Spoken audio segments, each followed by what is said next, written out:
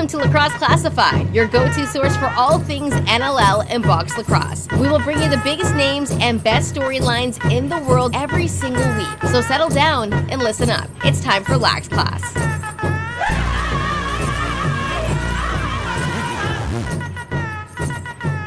What's going on, lacrosse fans?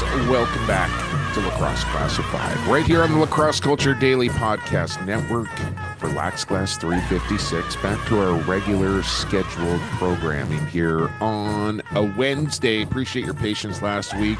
Coming out a little bit late, but it's Jake Elliott. It's Lucas Arger back with you once again, and still kind of getting my pipes back here a bit, Lucas, after a long stretch of games there in about a 28-day span, I want to say, something like that. A lot of games, but now, man, I feel a little lost. I feel a little empty inside. I got the podcast here still, but even my Langley Rams aren't playing another home game for the foreseeable future.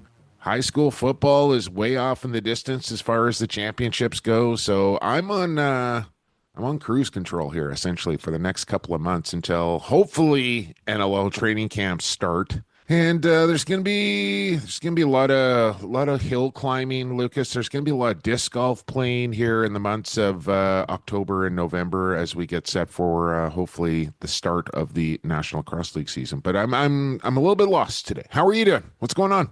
Not a lot, man. I'm doing well. Coming off a somewhat chill weekend. Had some lacrosse as well. That outdoor game that you don't talk about much is what I was dabbling in. Had some refereeing. It's funny, I like, you're right. I don't dabble in that league very often, but woke up just kind of flipping around on the telly there, finding what channels, excuse me, the football games were on, and stumbled across the championship game. Literally like 30 seconds before buddy there, Xander Dixon snapped his leg in half. Like that's what I took. That was like the first seconds of that league that I had watched all year long. I turned on 30 seconds. That's what I witnessed. Just flipped it right back off and kept moving. By the way, shame on you, Reed Bowering, wearing goggles in the championship celebration. That is soft, Reader. I don't ever want to see that. Congrats on the big championship, but this is not baseball. This is not soccer as much as that league likes to think it is sometimes. Get the goggles off when you're partying in the locker room. Come on now. Man up. Anyways, man back up or to it. man up? Yeah, both. What else? You said some refereeing. What else you got going on? No, that was pretty much it. The bad part is that I was refereeing as that championship game was going on, so I was trying to catch the stream in between my games or at halftime of my own games reffing. So I was able to watch a little bit of it, but not too much. So I had to go back and watch the highlights afterwards. That was pretty much all I did on Sunday. Saturday, didn't do too much until the Mann Cup came on, which was a good Game 7. It was. And then yesterday was a little bit of a chill day. Got some chores done here around the house in Brooklyn, met up with some old buddies and played some tennis. Tennis? Tennis. My buddies and I have started playing it, which is weird because we've dabbled in almost every sport imaginable that you can think of, and now we're crossing tennis off our list. I love a good match of tennis. It's I fun. really do. I used to play a ton when I was a kid. As I got older, the lateral movements became a little more challenging for old Jumbo, but still love a good match of tennis. What about, we haven't checked in on this in a while, Lucas. Where's the love life at? Still single, still swiping on Tinder. What, any irons in the fire, the proverbial fire, so to speak here? No. That's it. Just nothing, no dates, no prospects. None of that at the moment. Okay, we'll check back in another 6 months or so. Okay, coming up here on the program, this will be the last kind of summer episode of the season here, as we'll flip our attention to our season previews. Although, like I said, there's a little bit of a gray cloud hanging over the National Lacrosse League right now. We're still going to kind of get into it here. We got lots to talk about with the coaches and GMs from around the National Lacrosse League. So we'll start that next week. We'll go back to 4 quarters. But we are going to go to overtime this week for the final episode, as we have not one guest, but two coming up on the program.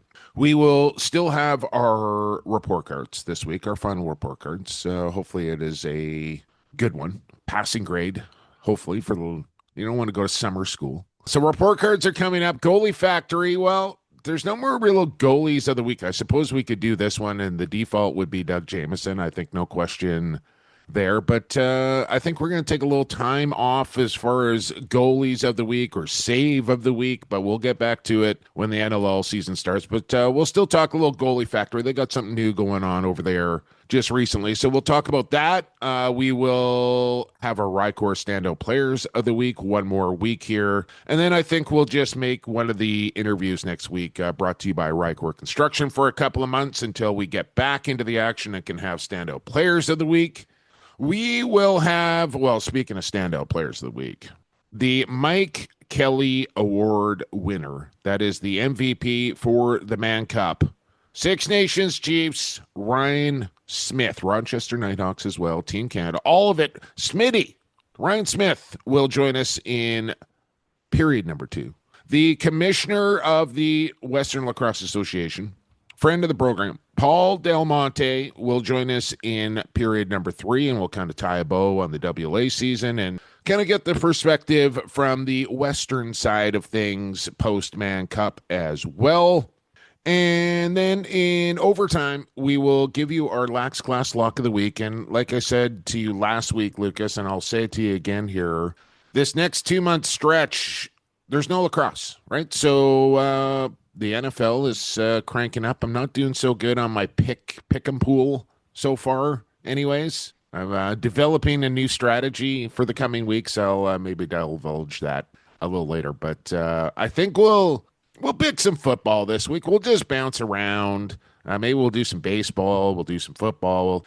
Who knows? So NFL, and the best part about that is I can actually get down on my own lock of the week now that we're staying away from lacrosse. So we'll look forward to that in overtime. But I suppose we need to begin with the final 2 games of the Mann Cup. Like I just mentioned, Ryan Smith, the MVP of the Mann Cup. So you can probably guess what happened in games 6 and 7. Well, maybe you can't, because the Bellies would go on to win game 5 and then be 1 win away. Remember Brad Challoner on this last week saying Chiefs were going to win game 6. We're going to game 7. That's exactly what happened. I think he might have picked the Bellies in game 7. I think even probably 2 weeks ago, you know, everybody calling for a Chiefs sweep, Chiefs in 5. This thing's going to be over early. I said, I'm not on that car. I thought this thing was going to go the distance. That's exactly what it did. And what a scene all week long there at Queen's Park. But Chiefs win game 6 pretty easily. Game 7 was a lot more interesting. The Chiefs jumped out to that 5-1 lead, Lucas, a 6-5 after 40 as the Bellies clawed back in the second. They actually tied that thing early in the third period. They got to 6-6. But then in the span of, I don't know, like $1.30, bing, bong, bang, Dean, Lyle, Mickey, and it was 9-6 in a blink of an eye, and the Chiefs didn't look back. They go on to three-peat, 12-7 the final in Game 7, and the Chiefs stay hot. They win another Mann Cup. They've never lost in the Mann Cup. They win another. 9 straight. That's nuts. They've been to 9 Mann Cups, and they've never lost it. And when they won, well, first and foremost, Chiefs fans, congratulations, 3-peats. And then all the tweets and posts were getting circulated online that I was seeing, and it's pretty much just Dane Smith, Josh Byrne, and John Tavares. They just know how to win. And that's exactly what they do know how to do. They won 3 straight NLL titles together, 3 straight Mann Cups. Hang on. Byrne, that's his first Mann Cup, Lucas. He was not on the team last year or the year before that. There is a select few. I think it's only Dane, Tavares, and I think one other guy has been a part of all 6 championships. Do you see this, Lax Class listeners? This is why I got my host here, because I don't know what the fuck I'm talking about. But nonetheless, there are it's a bunch still of fun. Chiefs that got 3. There are a bunch of Bandits on that team that have 3, but only a couple, 3 maybe, have won 3 with both. John Tavares, you know what he's got he's got 8 Mann Cups as a player, 4 as a coach. 12 fucking Mann Cups for John. That's ridiculous when you think about that. Did you see the thing with Dewey Jacobs and Richie Kilgore and John Tavares as their coaching staff? Between the National Lacrosse League, Mintos and Mans, they have 43 championships combined. Wow. It's just insane. I don't know how you ever match that. And you know, my wife made the point that there's not a whole lot of sports, if any, out there that have kind of 2 separate leagues where you have major championships in, lacrosse being one of those. And like, I don't think there's another sport where you can equalize the number of championships that could be up for grabs, but to put 43 on one bench is absolutely mind-boggling. No, it 100% is. And I don't even know where I'd begin in like comparing that. Because I don't think there's anything else that even comes close to it. No. No. I don't think so either. And that's just Mann Cups for JT, right? We're talking another 4 as a player, another 4 another 3 as a coach. So there's another 7. So he's 19 out of the 43. I will say it's always a fun post, and you know the classic picture of Dane and Dougie in the ice bath with the beer. Oh, that was a nice photo that the two of them had. So congratulations to Chiefs fans. I'm not gonna lie, I thought New West had it. I thought it might have taken them 7, but here's the thing. Not to say that New West didn't put up a fight, because they put up one hell of one. But in game 7, I didn't think they were going to win simply because JT knew what he was doing on that bench for Nations. He knew what it took to win. He's now won 3 straight Mann Cups, and when you have a lead and Nations got out to their lead, they never gave it up. Tavares just looked at his defense and said, "Lock him down." And yeah, the Bellies did get a couple. You know, Nations got out to 5-1 like you said, Jake, then they made it 6-5, but maybe like the Chiefs defense bent, but they never broke. And that was that's the thing. And that was a difference maker. When you got to work that hard to come back in a game from that kind of deficit, and you get to 6-6, but you can't get the next one, right? And that's where all that hard work, when you dig a hole like that and then you work so hard to get back to level, you just can't get that next one. And that was kind of the difference. I think the turning point of the series was when John Tavares decided Doug Jamieson is going to play the rest of the series in net. And yeah, he got caught a couple of times for some stuff, didn't really seem to faze him, like a sticker on the helmet. Come on now, like what are we doing here? But the stick, however, you know, that's fair game as far as I'm concerned, but it didn't rattle Dougie one bit. And you know, I was eager to see how he would react playing that many games in that many days. Being a big guy and having never have done it before, handled it just fine and really just kind of locked it down for the Chiefs and gave them the chance to win that game. But I'll tell you, like, that's where the depth comes into play, right? Well, you need all 26 guys on your roster to produce something for you at some point in the series. And I would say both teams did that. I think the Chiefs roster just did it a little bit better. But looking at those guys after, like, there was guys that couldn't play 2 games in a row. They needed a day off in between just to get, and then, you know, the Bellies lost Will Malcolm for game 7. The Chiefs lost Dawson Theed for game 7. They lost Josh Byrne. They lost Randy Stotts.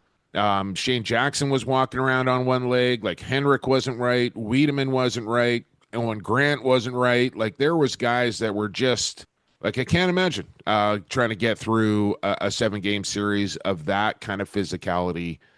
You're absolutely toast at the end of it. And that's where the depth came in to be able to overcome losses like Josh Byrne and Randy Stotts and Dawson Theed on your team and still be able to win. That's impressive right there for Six Nations. And for the Salmon Bellies, like, absolutely nothing to hang your hat on here. Like, you left everything that you possibly could out on that floor and played your absolute bags off. And came down to a 7th deciding game. Nobody was giving them a chance to even get to 6. So the fact it got to 7, they were right there. I know it hurts, man. Like, and being a Western guy, like, I wanted to see it. I'm not gonna lie. I would have loved to seen the Sandbellies host that trophy for the 25th time. Sometimes you just got to tip your cap to the other side here, who, you know, the three-peat, that roster, maybe the greatest team I've ever seen. Definitely. They have everything that they need, all the pieces in place top to bottom. They just, if you want to call a spade, you can. They just outworked New West in the end. They were just making the decisions and the shot selection and passes more efficiently and in a more timely manner than I think the Salmon Bellies were in game 6s and 7. That helped them win 3 straight. But based on what you just said, Jake, to everything that New West did, to their credit, everything, because of how young they are, do they go back there next year? Well, I don't know. Like, I mean, when the Mann Cup's in the West, it's a different story than when the Mann Cup's in the East. And some teams will kind of save up for when it's at home rather than it's on the road. So I really have no idea what anybody's roster is going to look like a year from now. I know, like, New West, Vic, Langley, Coquitlam, they'll all be strong teams, but usually you'll see one team kind of say, okay, like, is anybody else going to do it? Okay, we'll do it this year. And it'll be one, when the Mann Cup's in the East, you'll see one team in the West kind of load up and go for it. So I don't know who or which team that's going to be quite yet. Either way, it will be fun. Yeah, it will. So next year, Minto Cup is in Alberta. We know the Mann Cup will be in the East. We know the Founders Cup will be in, Nova Scotia? Did I see that right? Either there or New Brunswick. Yeah, one of those two. And then the President's Cup, which is scheduled to be in Saskatchewan, but I don't think that's actually going to happen. Nothing official yet, but I wouldn't expect the President's Cup to be in Saskatchewan. I'll just leave it at that for right now. Has it ever been held in Sask? Oh, man, there is a very smart question, Lucas. You're not getting the good or the great there. You were hoping. I could see your eyebrows raise up, but I don't know. I have to look back through the analogs of history. Maybe you can just ask ChatGTP while we're chatting away here, Lucas, if the President's Cup's ever been held in the province of Saskatchewan. I gotta believe in the history at some point it has been, but I couldn't put a year on it or a city. So you're right. Congratulations to the Six Nations Chiefs, they'll have a chance to go for the 4-peat now and do it at home. I kind of like their chances. I kind of like their chances. All right. Like I said, final summer program of the season. Let's do it one more time. Time for Lax Class Report Cards. Settle down, class. Today is report card day. Today is report card day. It's report card day. I take out my report card. Throw some G's on that phone. I take out my report card. Hey. It's report card day. Lucas, you've had a little bit of time here. Hopefully you got one ready to go. What's your report card for the final time this season? I think I'm gonna have to give it to it's the same as it was for the President's Cup, but I'm using it for the man because no tournament can get held like that, especially when it's a national championship in the same arena for a full week without the volunteers and tournament staff that you have. You don't get to a tournament of that magnitude with all-star caliber players without and the ability to have them showcase their talent without people helping, volunteering, dedicating their time for 2 straight weeks in the same arena, in the same venue. Forgive me, Jake, but did I not see reports that there was a power outage as well?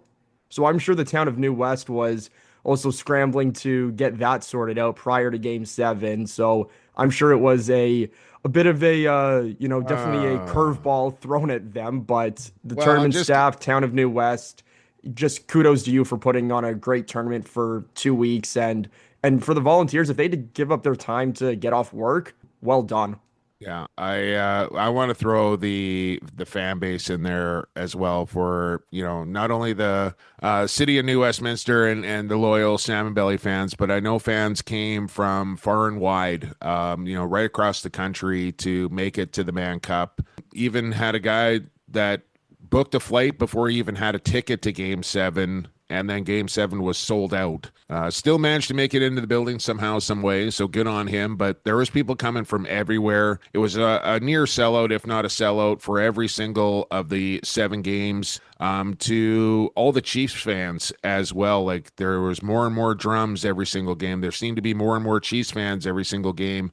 And they really helped spur on that team as well. So the atmosphere inside Queen's Park, aside from that one incident, was absolutely off the charts and fabulous all week long. So kudos to all the fans that came out as well at the Mann Cup. There were a couple of things that I would have liked to seen different. One of them being the Haudenosaunee song played prior to each game. I would have really liked to kind of see that. Like, to me, I don't know what the decision was or why it was made not to. If it was an American team in there, they'd be playing the anthem. The Indigenous people, the Haudenosaunee, carry their own passport.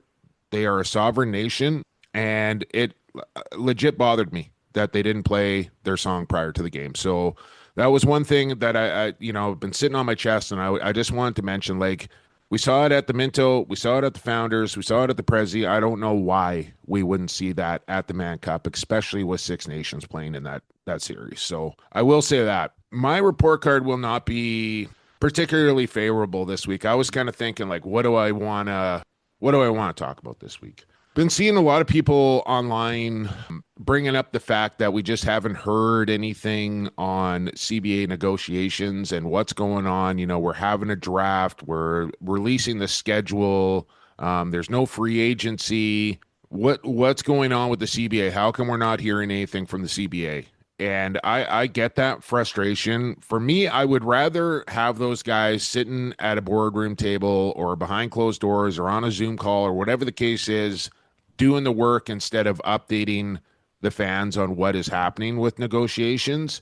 Problem is, I'm not even sure that that's happening right now. I thought things were inching along and getting a little closer as we get closer to what should be the start of training camps. But, after hearing from a few people as far as the player side of things go, it doesn't sound great. So I thought, well, I better check in with the other side, because you can't just take one side at their word. Like, whether it's the board or the owners or the players, you can't just say, okay, well, this is what I'm hearing from this side, and then not kind of hear that from the other side, because you're just taking one side at their word, essentially, which, if you want to put stuff out online, doing that, be careful is all I'm saying. And I've seen a lot of stuff put out there that's just one side of the story. So checking in with the other side, I can confirm it's not good. It's contentious. It's getting closer and closer to being in jeopardy, right? And yes, we've been down this road before in pretty recent history as well. But from what I can gather, this one is pretty sticky. I don't know if either side is going to move, and they're playing a big game of chicken right now. And I worry, and I just worry. I understand where the player side of things are coming from, right? They want to see a lot of things. They want to see financials. They want to see franchise tag age come down. They want free agency to come sooner. They want a pay raise. They want a lot of things. And the owners are saying, well, if I'm going to guarantee you more money, how are you going to guarantee me more money? And I don't think they're able to answer that question right now. They also have to keep in mind, we came real close this past offseason to losing 3 teams. There's still 2 more in this league that could be in jeopardy a year from now. We couldn't find an owner or a new buyer for Panther City a couple of years ago. So there's not exactly a big lineup of potential ownership groups looking to purchase a team right now. So when you're asking for all of these things from a player's side of things, I understand that you want to get what you think is coming to you, but you also kind of have to read the room and the landscape of things right now.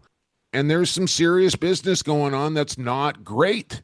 So for both sides to kind of dig their heels in the mud here, or, in the concrete, as it were, and just stare each other down, I don't know how much dialogue has taken place over the last couple of weeks, but listen, we're past the midway mark of September. Let's figure it out on both sides of this because it's getting a little dicey. And from what I can tell, it's pretty contentious and they're still a ways apart from an agreement. I don't think anybody wants to have a lockout. I don't think we want to cancel the season. And you're right, Jake, for both sides to dig their heels in and look at the other and say, you first. I understand it from a business point of view, but for people that want to grow the game and that want to play the sport, playing the game of chicken and, baiting the other side, it's not a good tactic and it could come back to backfire on either side. Hopefully none of them, but it's that just could not happen. a good look either, right, Lucas? That like too. when people at the outside looking in going like, what are these guys doing? We cannot afford to miss a game, never mind a season. This league cannot afford to miss a single game. Let's figure it out. I mean, go lock yourself in a freaking room as long as you need to and figure it out. Like There needs to be some consensus soon, whatever that is, even if it's just a 1-year deal. Just get pen to paper so that the NLL season can happen and we don't miss any time, or we don't even if Jake, if we have to push the season back even to start of January, I'd be happy with that as long as the season gets played. No. No. Absolutely no. I mean, you're giving up arena dates, Lucas. You know how hard it is to make the NLL schedule to begin with? Like, I've seen Calgary Roughneck fans freaking out that their home opener is not until 5 weeks into the season, which is something Rochester did a year ago. But that just gives you an idea. When Calgary, do you think Calgary wants that? No, they submitted their dates to the league, and to make everything else work around them, yeah, they got to wait a month longer than a lot of other teams do to have their home opener. So you start giving away arena dates in this league, you're not getting them back. So if you're starting the season in January, that means you're missing out on at least 2 weeks of the season, maybe more, 3. But at least you get to have your season. It's not, I'm telling you, man, no, you can't have that. Teams will walk. They'll say, okay, maybe next year. Well, and let's just hope that it doesn't come to that. Yeah, I have been on a daily basis. And I just don't know where the pinch point is. Like, do you need to lose another team for some eyeballs to get opened up here and go, oh, well, there's another 30 jobs out the window? Like, where does it stop? That's my question. So I don't know where I'm going with that, Lucas. I just want to see a CBA figured out, and I want it figured out soon, please. I mean, I'm already looking off into the abyss of no games here for the next couple of months. Like, I got to have a light at the end of the tunnel. That's all I'm saying. Just give me a light at the end of the tunnel. Jumbo wants his lights. Let's get this done. All right, let's get that done. Let's just run the soundbite here for the Goalie Factory. Let's do that, because why not? Varsity. Big save, Giuliano. Rebound call, Crime Stoppers. Vince just scored a goalie goal. Jameson somehow comes up with the stop. Larceny. And here's Shane Jackson off the bench. And there's Christian Del Bianco with a stick side save. Goalie Factory _ is where you want to go to find their social media. I'm going to do that right now, Lucas, and then I'm going to tell you about what's going on at the Goalie Factory as soon as I pull it up in my DMs here. So just give me a second. Basically, this is what I've been told here. They're developing a brand new program here. It's a specific fitness program just for goaltenders. Curtis Armstrong, the head trainer there over at Goalie Factory, developed this with both Marcus, Caleb, Riley Brown. We'll combo it with film review, Zoom coaching. We haven't quite nailed down the pricing and stuff yet, but keep your eye on this for the Goalie Factory. I saw the female, I can't remember her name, but female goaltender for Team Germany is kind of going to be the guinea pig here. I think she's going to be the one to kind of test things out.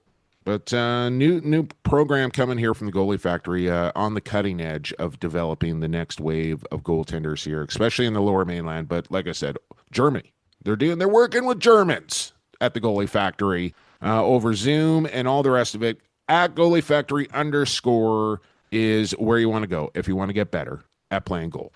Short and sweet for the Goalie Factory this week, and off to the Rycor Construction site we go for our Rycor Standout Players of the Week.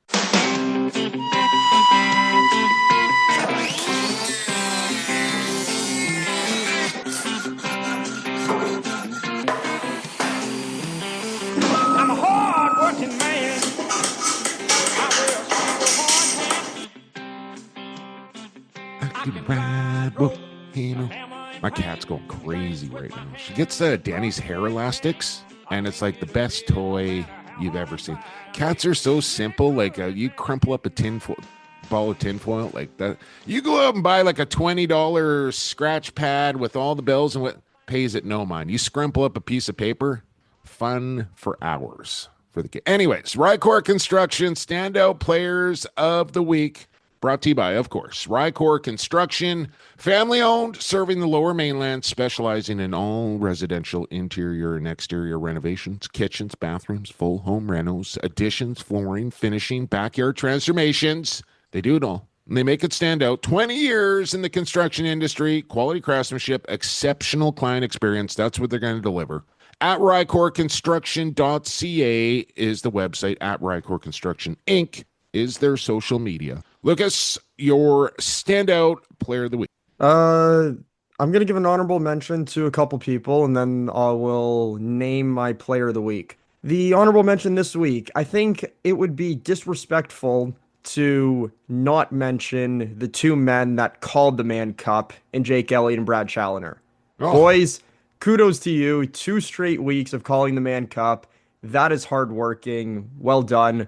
And I know you're still getting your voice back, Jake, and Challoner. I hope you're listening to this too, man. But rest up and congrats on 2 weeks of 7 intense games at the Mann Cup. Well done to both of you. No, thanks very much. I was not expecting that. That's one honorable mention. My actual player of the week, though, is someone that has tragically passed away in the Ontario lacrosse officiating world.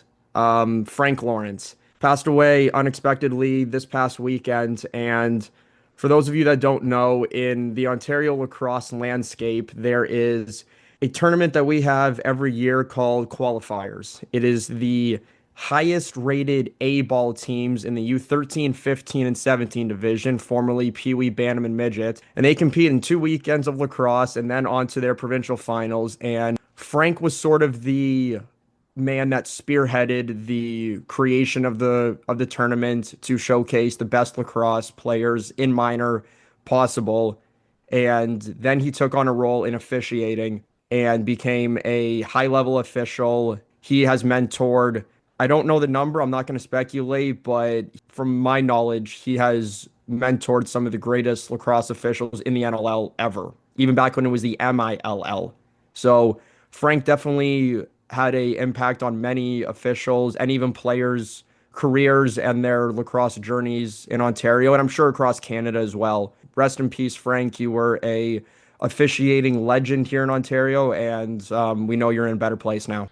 Yeah, everybody knew Frank. You know, even us Westerners over here knew the name Frank Lawrence. And one of the real pioneers, like I put him up there with Billy Fox, you know, as far as legendary status goes back there. And you know, another guy, just while we're talking about it, in Red Burnham, who, you know, I saw a ton of people, you know, out there playing. I never had a chance to meet Red, and I don't know why our paths never crossed, but man, it did ever seem like he made a massive impact on a lot of people. Buffalo Bandits, Haudenosaunee Nationals, just a ton of people pouring out their heartfelt emotion for Red, and it almost made me feel like I knew him a little bit after seeing all those things. I will give out my standout players of the week this week to all the content creators at the Mann Cup, and you know, throughout the summer, but in particular at the Mann Cup this year, with Lee Nanakoke, who I think is absolutely brilliant with some of the stuff he bangs out. Cliff McKaig was there for In Lacrosse We Trust. You had Brandon Joseph for Decolonized Sports. You had Kalen Lomas and Ryan Sheridan doing the work for the WLA. Shelley Bold, of course, I got to mention. She's always cranking out the fire. There was one night where Brad and I were kind of sitting there pregame and just looking down on the floor, and there was like 10 different content creators out there shooting something. And it's just something that I guess is fairly still new, but like to have that amount of people covering the Mann Cup, it made me optimistic. Like there's people out there that care. There's people consuming this. There's people that have a demand for it. And it's obviously worth their time to come and do it, which, if you can make a living off of being a content creator, you're doing something right. So just shout out to all those guys all week long, just cranking the stuff out on a daily basis. I thought it was phenomenal, and more the better as far as I'm concerned. Can't see enough of that stuff.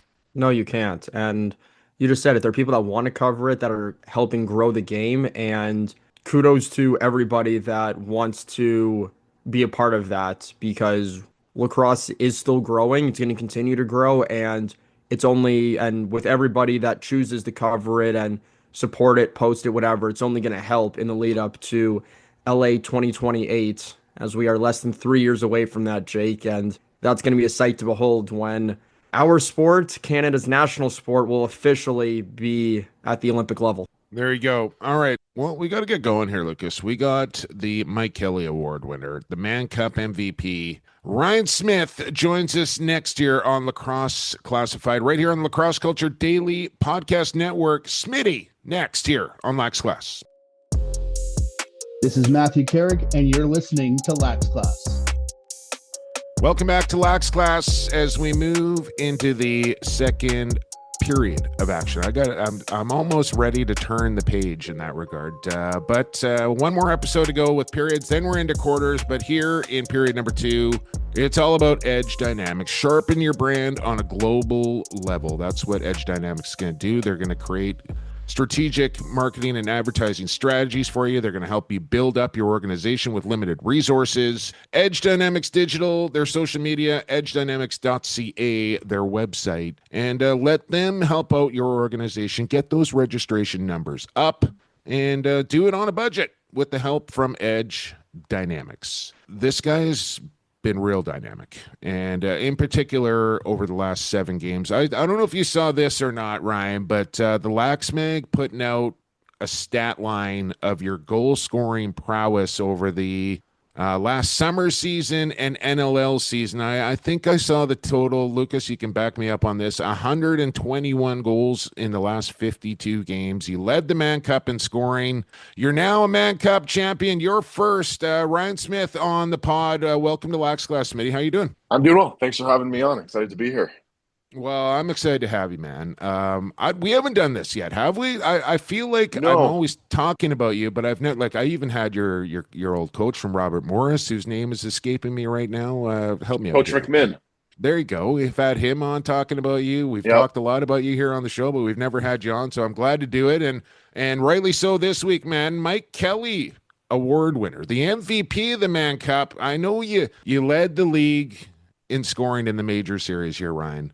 I think you put up 38 in however many games it was. But did you have any hope, or did you think that this could be a reality where you would be named the MVP of the Mann Cup, especially with the teammates that surround you on that Chiefs team? Yeah. No. Even I was a little shocked when they announced my name. I even started a Dougie chant with all the boys before they announced it. So definitely a huge honor, but I think you could give it to so many guys on our team. I think if you look up and down our roster, all the major award winner MVPs from the NLL and whatnot, definitely a huge honor. I will say this, Ryan. Dougie was in consideration, but that stick he got caught using, I think, might have had something to do with that. Not that he needs it, man. It didn't make a difference one way or the other when you put another stick. So maybe we'll start there with the backbone of your team and Douglas Jamieson, who, I said to Lucas in the start of the show, I think the turning point of that series was when JT decided, okay, we're going to ride Dougie the rest of the way, something that team hadn't done for the better part of 3 years. Yeah, Dougie's one of the best goalies in the world. I've had the pleasure and not pleasure of playing against him every other year growing up with Burlington versus Six Nations. So was happy to have him on my team this summer. Made it a lot easier, that's for sure. Ryan, first and foremost, congratulations on winning the Mike Kelley Award, an accolade that very few players can achieve. So congratulations. But I want to know, when did the thought pop into your head that you were going to win the Mann Cup? Obviously game 7, we started really hot there, going up 5-1 going into the second. And then I think a little doubt crept into everyone's mind when they started coming back and eventually tied up the game. And when Dane scored that goal, doing his patent move, stick goes low, jab step top side, and buried it on Frankie, I think we kind of got the momentum back, and it was like, okay, we know what we're doing here. As long as we play our game, cut off transition, and put a couple more in, we're going to be successful here. But I don't really think it was until that I think it was first a 9-6 goal for me. It was kind of like, man, that took the wind out. Exactly. And you kind of felt it in the building and in the arena a little bit, right? So I think it was that first empty net goal almost by T-Bell. It was a little bit of a relief, and being able to say, okay, we're here and we're doing this.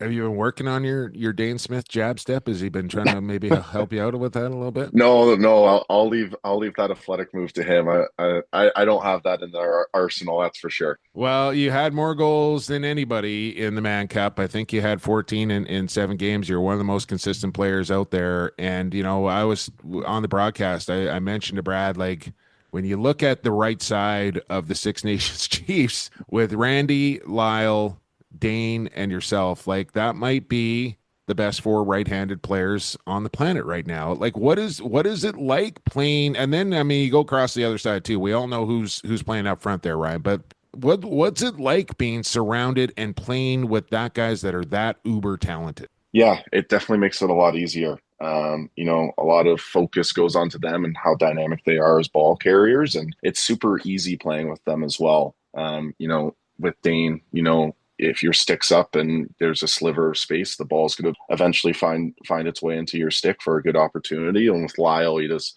draws so many double teams, triple teams, and you just kind of find yourself naked on the doorstep for an easy opportunity. And Randy's one of the best pick setters I've ever played with as well. Yeah. Sometimes when he pushes his man in or does the spin pick on his own man, you look around and you have 5 feet of space all around you. So smart. Wide open Ryan? for like shots. Yeah. So it was an absolute blast playing with all those guys.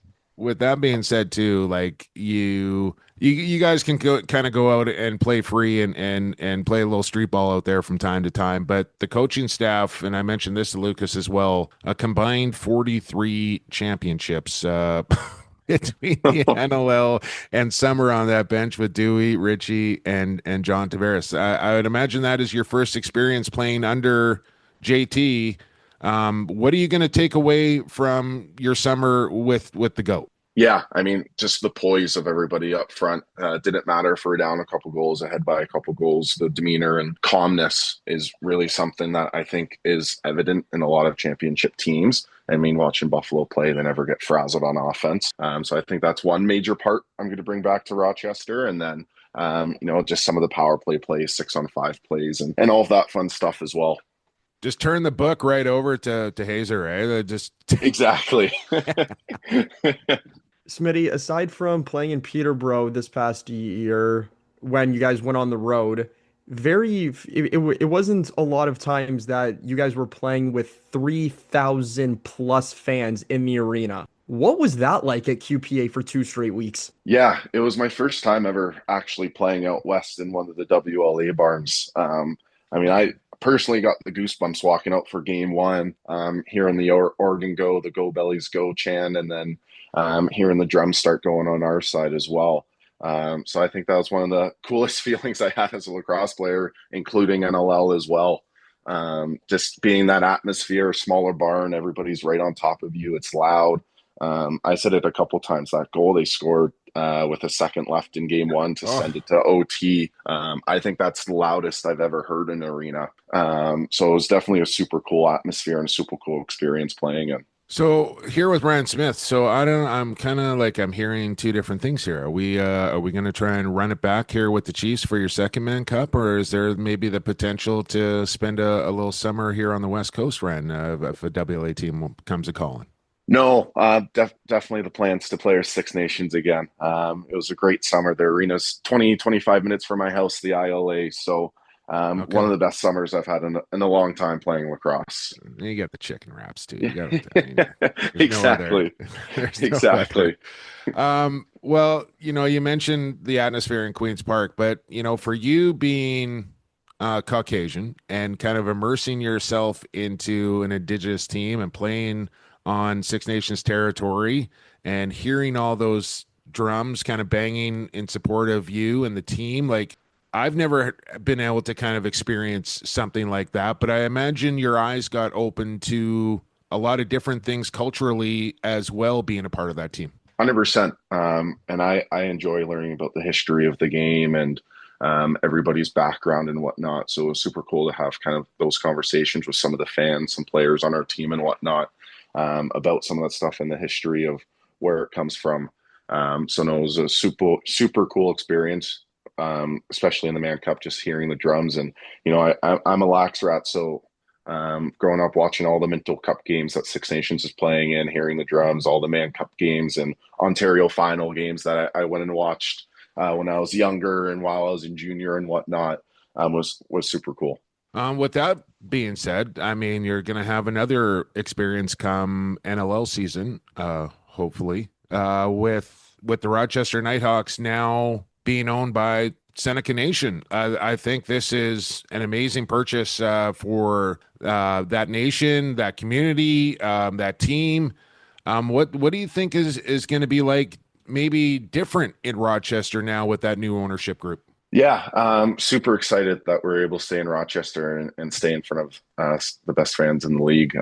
But as far as we know, not much is going to change in terms of a day-to-day experience, practices, games, all of that fun stuff, just a different ownership group. But also seen a couple changes as well of more marketing, people in marketing and whatnot, and hopefully going to fill the arena up a bit more. But super excited to have the Seneca Nation own our team, and I'm looking forward to meeting some of the people from the ownership group and getting back in Rochester. No, you gotta get your boy Sonny out of Ottawa back to Rochester. He's awesome. He's one of the best teammates I've ever played with. What is it about Larson that you just have a good time with him and, you know, it's just business as usual? Yeah, he's just one of the most energetic people, and it's all positive energy, and that's contagious, especially the grind of a Mann Cup, 7 games in 9 days or whatever it was. Just his positive outlook on everything, being able to talk through different situations with him. And like I said, it's just that positive energy that's super contagious that you need during that many games in that little time. Always smiling is Larson. Exactly. As we're here with Ryan Smith, and you're a pretty smiley guy as well, Ryan. And listen, I've never been through a 7-game series at the Mann Cup.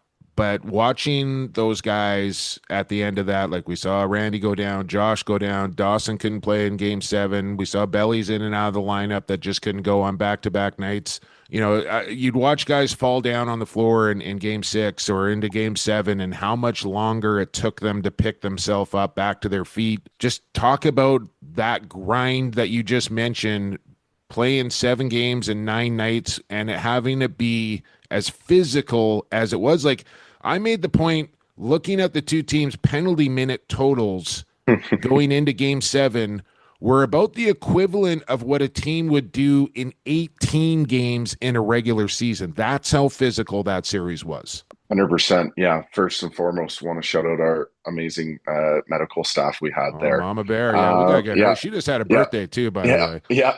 Zach, Mama Bear, Tyson, Dr. Ho definitely kept our bodies or tried their best to keep our bodies together. And obviously a couple guys going down and facing that adversity. But I mean, it just adds to it. I don't think anybody got out of that series 100% healthy, and kind of going through that adversity brings a team closer together. And talking to a lot of guys who've been on the teams the 2 years prior, they said this year is the most satisfying win, just because they actually did go the distance and went all 7 games. And man, like I know I've touched on the environment and atmosphere in there, but it was something different for Game 7 as well. You could feel the energy walking out for the first warm up, even shooting around before the first warm-up as well. So yeah, no, definitely shout out to the training staff and obviously all the guys playing on both sides a little bit banged up or really banged up, but being able to gut it out and play through some of that stuff. What was it like to hoist the cup above your head? How'd that feel? It was an amazing feeling. Just thinking about all the legends of the game who've won that cup and lifted it above their heads. I know me and Shane Jackson after the game were looking at all the previous teams starting in 1910 who've won it. Just thinking about the history of it, it's almost Stanley Cup-like with how old it is, and that it stayed the same throughout all the years as well. Just being able to think about like I said, all the legends who've hoisted that trophy above their head was a super cool feeling. Do you know what you're going to do with it when you get your turn? Probably have a couple beers out of it again. No plans right now, but no, like I said, it was a super cool experience. Well, the summer season has come to an end, Ryan. So between now and what we hope an NLL season start date is going to be towards the end of November, what are the plans for the off season, for, if you want to call it an off season a little bit, a little for a lull of the season? What's on the table for you between now and when training camps are supposed to open? Yeah, so definitely taking this week off of just anything physical, just trying to get the body back to close to 100% as I can. And then, just talking through with our strength coach down in Rochester about what the plan is moving forward before these 4 or 5 weeks go by and camps here already. Me and my girlfriend are off to Portugal over Canadian Thanksgiving weekend, so we leave on the 10th. Nice. So take some time off there, but other than that, it's just kind of gearing up for the NLL season. Well, last one for you, man, and I don't know who the player rep for the Nighthawks is. Who is it? Riley Hutchcraft. Okay, Hutchie. Have you gotten any kind of an update? Like the last kind of word I got, Ryan, is not great. Like not a whole lot of dialogue going on. Pretty contentious stuff back and forth here. But I don't know if Riley's given you a different update or an update at all. Do you have any information you can share? No, nothing that can really be put out there. Obviously, they're going back and forth and trying to negotiate this thing out. Just hoping that everything gets settled in time for training camp to start and start the season on time. All right. I kind of felt like that answer was coming, but I was going to ask it anyways. Fair enough. All right. Ryan, congratulations on your first Mann Cup, your first Mike Kelley. Enjoy your trip to Portugal, and look forward to seeing you continue to fill it up in the National Lacrosse League this coming season. Appreciate it. Thanks for having me on, guys. There you go. There he is. Ryan Smith, Mike Kelley Award winner.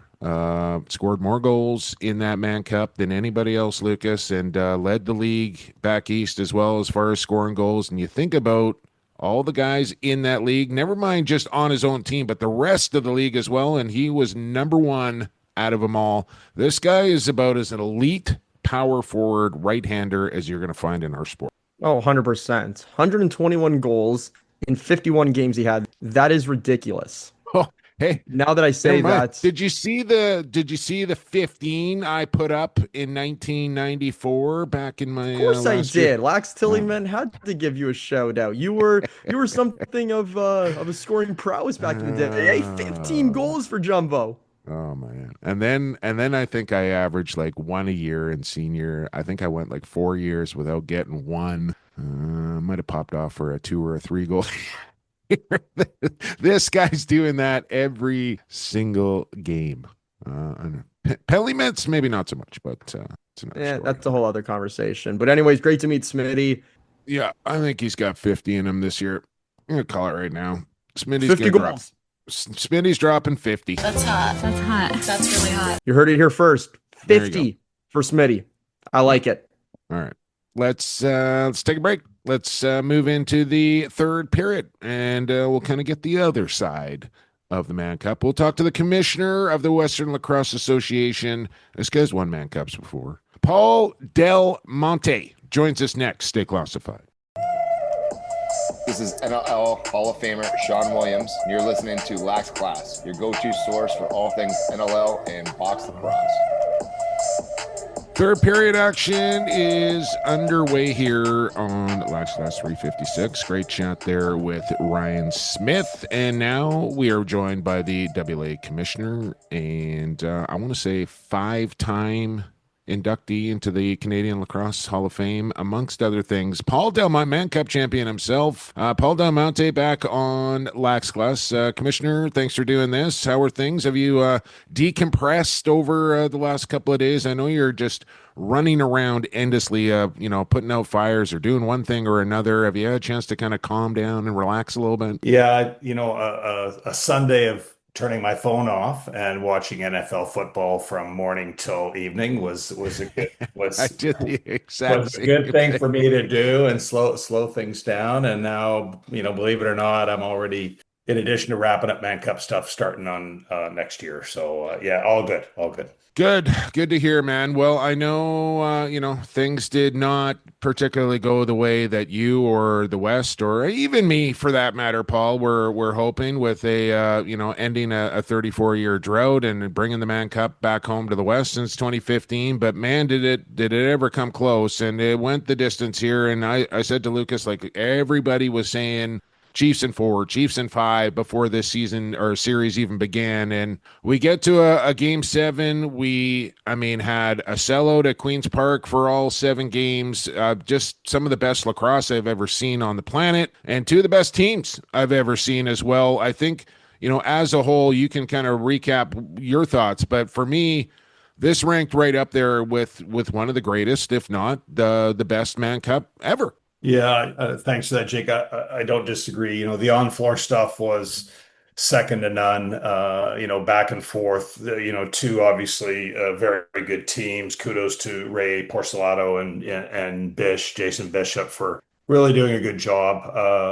And then of course the Six Nations crew, which is a star-studded lineup. There's no arguing there. I think the majority of their roster play on one national team or another, and so tough to compete with that. But I think the Bellies put up a great show and represented the WLA well, and fans couldn't be happier. The passion of the fans at Queens Park Arena. Watching a game, as Jake, in that old barn. It may not be the brightest and shiniest venue around, but for my money, it's the best lacrosse venue in the country. And and off the floor, tons of people working hard to make it come to fruition, from 50-50 sellers to the guys running the beer garden to New West Police to help manage things, to our ticket sellers and so forth. We set records, so averaged over 3,300. There actually, game 4 was not quite a sellout, and that brought our average down, but basically we were sold out 6 out of 7 games.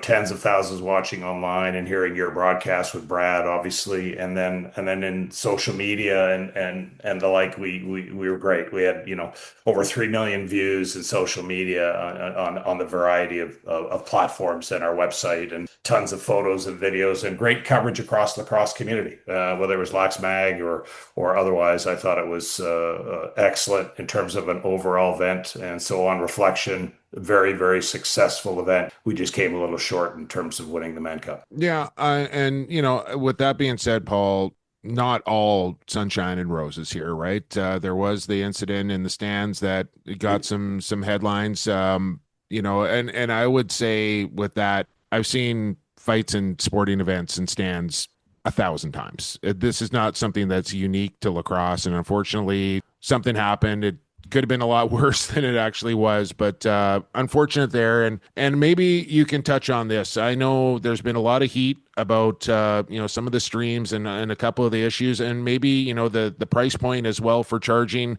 Maybe you can just address some of that here, because I know there's been a lot of questions surrounding it, and it's not really my place to say anything on the situation. Yeah, thanks for giving me that opportunity. So certainly on the technical side, we had our broadcast partner, Play Full Screen, had done a ton of work in advance, a ton of testing in advance to make sure that we got it right, because we knew that demand would be high, especially out of province. So that involves some technological adjustments that are way above my pay grade, but they made those adjustments. So we did have some glitches, I'm going to say, especially in game 1. That having been said, they take responsibility. They work hard at it. To this day, they're still responding to some of those inquiries and either refunding people or making sure that they're satisfied with the money that they had spent to watch the broadcast. That having been said, Jake, unlike the Minto Cup, which I know was free, the Minto Cup organizing committee received I'll say a Lacrosse Canada sponsorship fee of in excess of $30,000 to broadcast all of the games free. Well, the Man Cup doesn't receive a penny.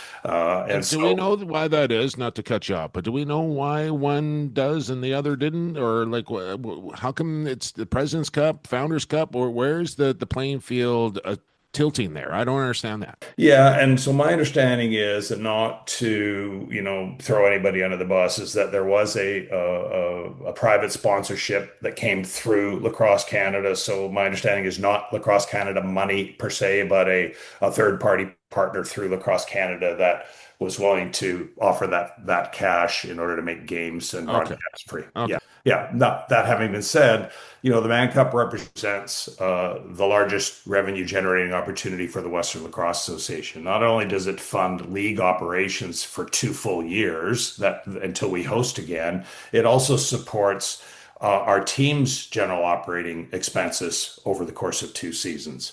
And to add on to that, it costs the WLA close to $100,000 to send a Western representative to the Mann Cup every other year. And that's money that we have to generate, and our primary revenue generator is the Mann Cup. And so our prices in 2023, 2 years ago, were the same. We didn't adjust those at all.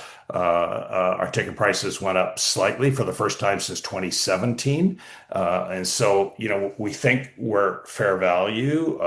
People pay $75 to see a YouTube star box an over-the-hill boxer, and so we think $20 might be a fair price to watch a national championship as iconic as this past year's was. Yeah, and broadcasters don't come cheap either, right? They don't. Some of them charge a premium, and we just have. Paul, when you look back on this year and the 7 great games that you had at QPA, from your perspective, both from a commissioner point of view as well as a lacrosse fan, what would be your favorite memory? Well, quite frankly, I think it was the passion of the crowd more than anything else. Just, how they rallied behind the team regardless of, the results on the floor. And so, just to see that, people coming out to support the Bellies and support the local team, and understanding the history and tradition of the most iconic trophy in the game, and the passion with which players played. And so whether you were someone traded to the team or a pickup from another team, guys bought in, and they understand the importance of it. I think many of them grew up wanting to win a Minto Cup or a Mann Cup. And so I think the overall energy and passion of the event was, super impressive to me. And I couldn't be happier. And Jake, you mentioned the incident. There's no doubt, but I watched a bunch of video, and really is isolated to a couple of individuals that got into something. And so we reacted. We adjusted timing for beer sales. We had extra security. We had extra police. We did bag checks that were mandatory. And there was not a peep of anything that happened after that. And it was a very calm atmosphere. So our kudos to, the security group and the new SPD for doing an excellent job and making sure the environment was safe and a great one for all fans. A lot of kids in the audience too. Yeah, I don't know if I'd use the word calm. Like, I think it was still pretty. It was exciting in there, but it was peaceful. I will say it was peaceful. Yeah. Yeah. People get heated. It's a passionate, sport. It's a contact sport, and people leave their emotions on their sleeves. But I think for the most part, that was the only real incident that we. Well, Danny actually made the comment that when you're watching a game in Queen's Park, you almost get wrapped up into the game so much that you feel like you're a part of it. And I think that was probably why the emotion spilt over the way it did, is some people just got so wrapped up in the game, they felt like they were playing the game. And next thing you know, they're into it with some players. So I can understand, like, the passion runs deep on both sides of those fan bases, and whatever. You are a part of some history here, Paul. You were a member of the 1977 Burnaby Cablevision team, the last team that won a Minto Cup in the East. You're no longer part of that trivia question, Paul. You're off that list now, but you are still part of a couple more, one being 1991, I believe, the last time the New Westminster Soundbellies won a Mann Cup. You were on that team. Yep. And the last time a Western team won in the East, as far as the Mann Cup goes, I want to say 1986. And I think you were on that team as well. And so Regrettably, I was not on the 86 team. Okay. It was the year I did not play, but you're right. 91 was at Queen's Park Arena, and I was a proud member of that club. And believe me, I was the first person to text Pat Coyle to say, congratulations. Now that burden is not ours. And I appreciate you and the Adnax doing what you did, and congratulations. So I was thrilled for them, because you don't want to be that team forever. It's great, but you want other teams like the Adnax or whoever represents British Columbia to take that mantle. So I'm really happy for Pat and the Adnax for doing what they did. What's on tap for next season, Paul? You said you decompressed a little bit watching football on a Sunday, and you're still tying up loose ends for the Mann Cup. But what's on tap for prepping for it next year in 2026 when it's out in the East from a WLA point of view? Yeah, lots of good timing, because I was going through my stuff. I kind of keep a list of things that are to do. So, we'll start working on our 2026 schedule in the coming weeks. Our draft is set for Thursday, January 29th. I circulated the graduating juniors list to our teams today. We got to get awards out to our teams. We had to update a Mann Cup agreement that expired this year. Submit BCLA reporting for our AGM, and wrap up all of our financials and reporting from the Mann Cup in my year-end report to our governors, which is going to be about 6 weeks away, and then we have an AGM at the beginning of December. So, and just revisiting things to make sure that we're doing things properly. Or there's some things that we should revisit, rethink, do differently from all aspects of our game. So it's although there's a break in the day to day, and I don't get to go to an arena every other night, my mind's already thinking towards next year. That's what I was saying. I just feel a little lost and empty here today. I don't see a light at the end of the tunnel. I don't know what to do with myself here. But Paul, it sounds like you got a lot on your plate still here as things are winding down from the summer. But I appreciate you making some time here on the podcast. And thanks again for another great WLA season and what was just a fantastic Mann Cup from start to finish. I'm not sure you can do it any better than what we saw here over the last 9 days. Yeah, Jake, thank you. Thank Brad, Lucas. Just the support is excellent. And, we're grateful and for what you do to promote the game, and looking forward to doing it again. All right. Draftably here before you know it. Thanks for doing this once again. All right. There you go. There he is, commissioner of the Western Lacrosse Association. I think he's I want to say year 8, year 9 now. And the man knows how to put on a Mann Cup. I'll tell that. It takes a cast of 100, maybe more to kind of make it all work. But that's the guy at the top kind of making all the final executive decisions on what's happening there. So a great job from Paul and the entire WLA crew, and even the folks from the East that have to chip in to kind of make all that sort of stuff work.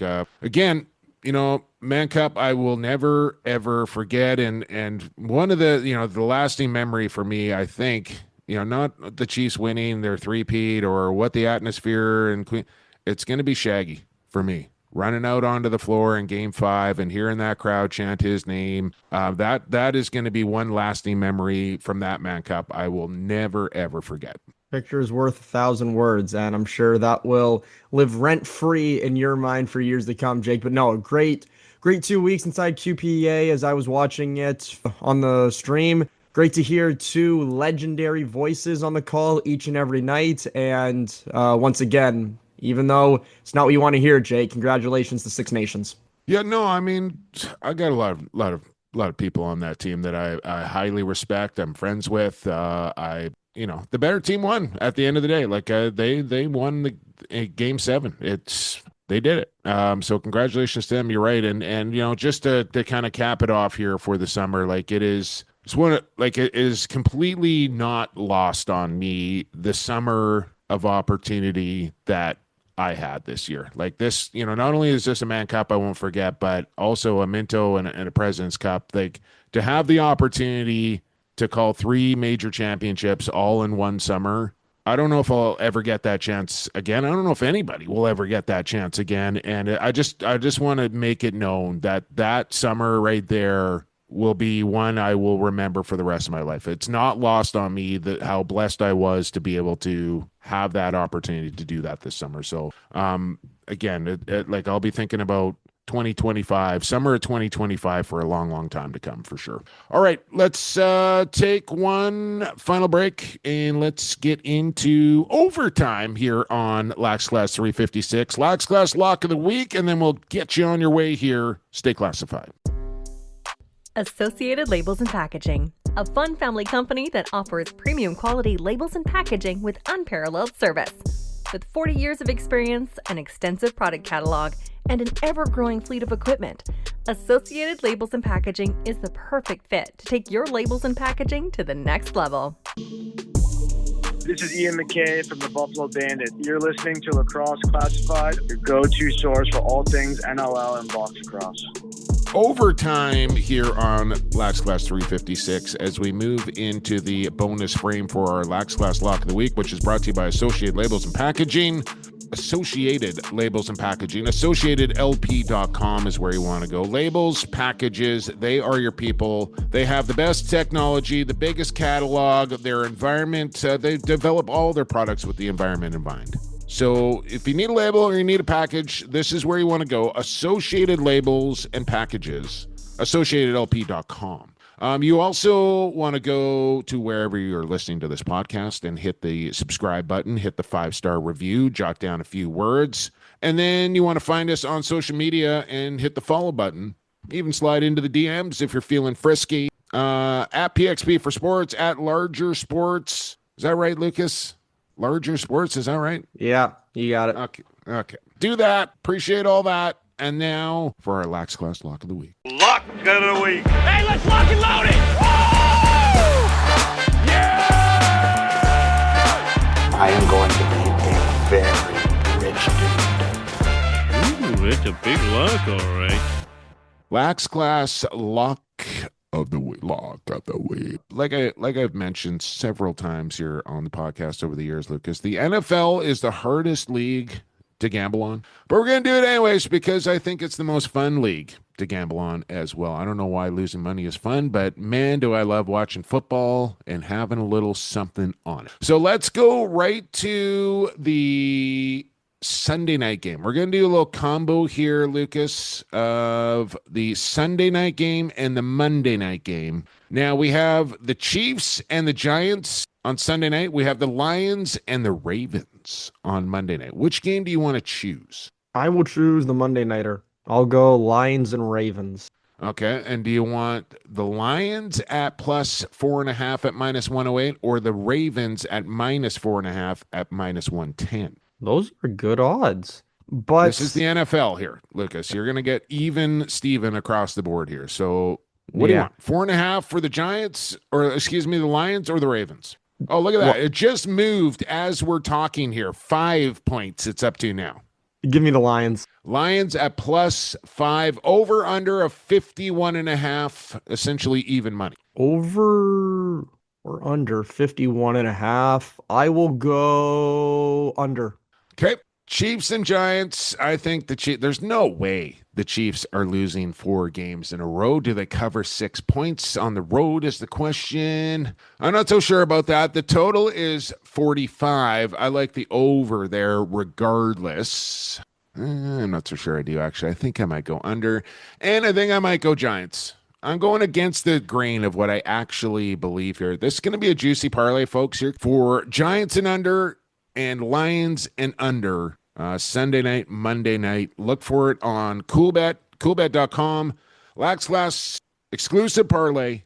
Just look under the exclusive tab. You'll see Lacrosse Classified parlay. NFL this week. Good luck, everybody. Stay cool, bet responsibly. Get your bonus code money by putting in the bonus code LAXClass before your first time deposit. Get $200, and then you're on easy street here for at least a couple of weeks. Hopefully you can turn that into more. All right, that's going to do it here for episode 356. I want to thank Ryan Smith and Paul Dal Monte for coming on the program this week. Associated Labels and Packaging, Rycor Construction, Edge Dynamics, Goalie Factory, and CoolBet for all their support here on the podcast. Support these people. Give these people a follow. Use their products. That's how you support this podcast. To you, the classmates, for listening each and every week. We'll be back for 357 as our NLL season previews begin. But we got to go. For Lucas Argerabin, Jake Elliott, and for the fastest game on 2 feet, and for the creator, stay safe, stay healthy, and stay classified.